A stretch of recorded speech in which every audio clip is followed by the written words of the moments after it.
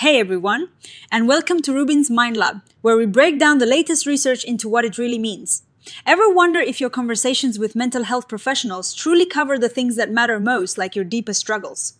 Well, this new study dives into just that, exploring how people experiencing suicidal thoughts and behaviors talk about these intense feelings with their therapists and what happens when they do. Imagine this: many people who die by suicide have recently seen a doctor or therapist, yet sometimes these crucial moments don't lead to the help they desperately need.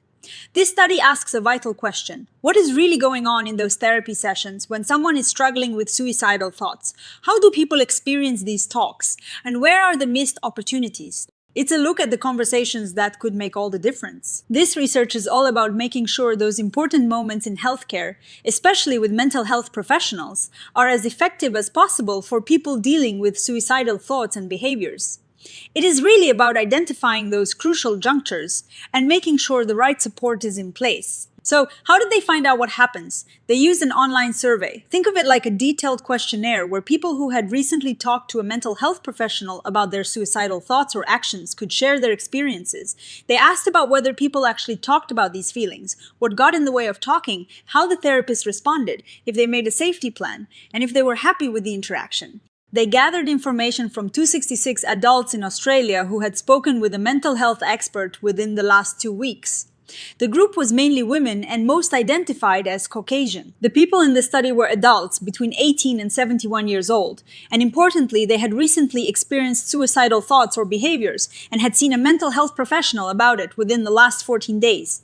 This means they were sharing their experiences very close to when these interactions actually happened, which is pretty cool for getting fresh insights. Now, let's get to what they found. This is where the story gets really interesting. Okay, so a good number, almost 68%, did actually talk about their suicidal thoughts and actions with their mental health professional. That is a positive start. But here is the catch. Many people didn't share everything, or they didn't share at all. And what about the mental health professionals themselves? The study found that sometimes the way therapists asked about these serious issues was kind of indirect, or they didn't ask about them directly at all. It's like they were tiptoeing around the most painful topics. Another key finding is regarding safety planning and follow-up. This is where therapists and clients work together to create a plan for what to do if suicidal thoughts get really bad. The study found that this important step wasn't always done, even though the people in the study felt it was really valuable. And follow-up check-ins after the session were also hit miss. It seems like there were missed opportunities here to really shore up support. So, what does this all mean? The study basically says we're missing chances to help people when they're at their most vulnerable. It stresses how important it is for therapists to be direct and to ask about suicidal thoughts and behaviors regularly, not just as a one-off question. This kind of proactive approach can help people feel safe enough to open up and can make therapy much more effective. Let's back up a bit and understand why this research is so important. Suicide is a massive public health issue worldwide. Even though rates have gone down in some places, it is still a leading cause of preventable death.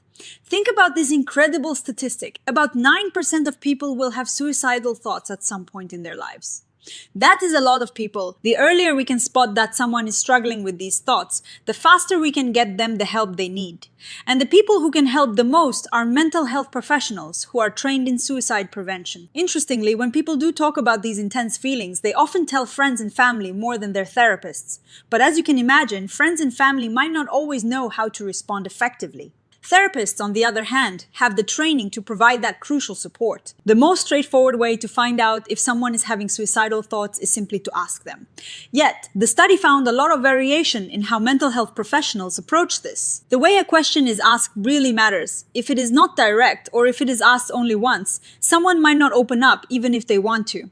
This research points out that indirect questions or not asking repeatedly can actually discourage people from sharing their deepest worries. Feeling understood and supported by your therapist also plays a big role in whether you'll open up. If a therapist is empathetic and non-judgmental, you are more likely to share. If they dismiss you or seem coercive, you'll probably shut down. Beyond just talking, there is this thing called safety planning.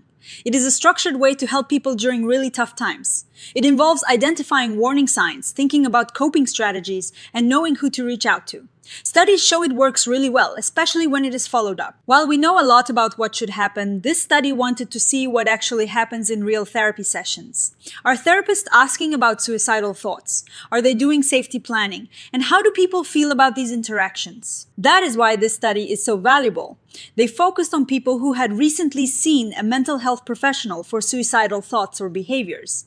This gives us a snapshot of current practices and client experiences. Let's dive a bit deeper into how they collected their data. They recruited adults in Australia who could fill out an online questionnaire in English. The key was that they had to have experienced suicidal thoughts or behaviors in the last 2 weeks and seen a mental health professional during that same time. If they saw more than one professional, they were asked to focus on the longest session. To make sure participants were actually experiencing suicidal thoughts or behaviors, they used a well-known tool called the Columbia Suicide Severity Rating Scale. This helped them measure the seriousness of what people were going through. They asked about the specifics of the therapy session itself. What kind of professional did they see, like a psychologist or a counselor? How long was the session? Was it in person, via video or phone? And how many times had they seen this professional before? This was a major part of the questionnaire. Did they talk about suicidal thoughts and behaviors? Who started the conversation? And how was the topic approached directly or indirectly? They even asked about why people didn't disclose or held back information, listing common barriers like shame or fear of being hospitalized. They also asked people to rate how important certain topics were to discuss, whether they actually discussed them, and how satisfied they were with how those topics were handled. This included things like suicide plans, general life events, and ways to cope. If safety planning was part of the session, they asked about the specific parts that were covered, like identifying warning signs or reasons for living. They also asked how helpful the safety planning discussion was. They also used a tool called the Helping Skills Measure. This helps gauge how well the therapist helped the person explore their feelings, solve problems, gain insights, and generally feel helped. Alright, now let's walk through some of the most striking findings. Most of these therapy sessions were a good length, about 46 to 60 minutes. The majority were in person, and most people were in ongoing therapy with their professional, meaning it wasn't their first visit. So, as we saw, nearly 68% discussed their suicidal thoughts or behaviors. But even though many people were seeing their therapist for support related to these issues, not everyone went into detail. About a third didn't discuss them at all, or couldn't recall if they did. It was pretty much a toss-up who started the conversation about suicidal thoughts and behaviors. About 46,